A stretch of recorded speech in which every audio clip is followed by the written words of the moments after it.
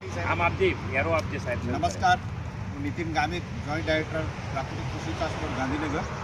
આજરોજ હું સાયલા તાલુકામાં દિનેશભાઈના પંચસ્તરીય બાગબાની ફાર્મની મુલાકાતે આવ્યો છું. એક જબરજસ્ત એક આદર્શ મોડેલ છે, જેમાં લગભગ 7 થી 8 પ્રકારના ફળાવ ઝાડ છે આંતરપાકમાં. સાથે સાથે જે લાઈન છે ફળાવ ઝાડની, એની વચ્ચે શાકભાજીનું મોટું વાવેતર છે. ટામેટા છે, દૂધી છે, કોબી છે, ફ્લાવર છે અને સાથે ડ્રીપ. અને આ દિનેશભાઈ પોતે ખુદ આ ડ્રીપમાં જ આપણે જીવામૃત જવા દે છે.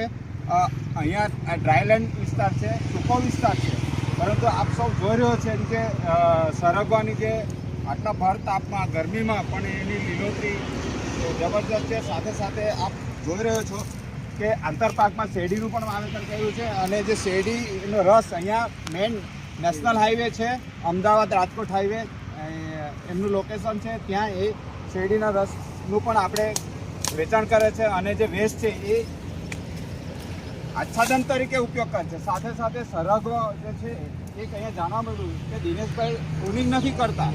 એ જે સરગવાની ડાળીઓ છે એ સીધી જ આપણે એ સુકાઈ જાય છે અને નીચે એ કટિંગ કરીને નાખી દે છે.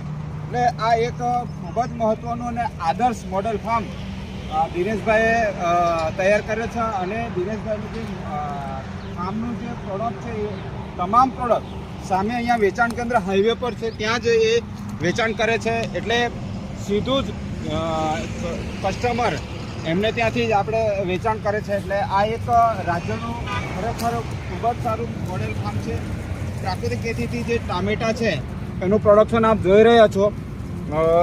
રાસાયણિક ખેતી કે રાસાયણિક ફર્ટિલાઇઝર કરતાં પણ ખૂબ જ સારું ઉત્પાદન આમાં આપણે જોઈ રહ્યા છીએ. આભાર. વધારે પાછું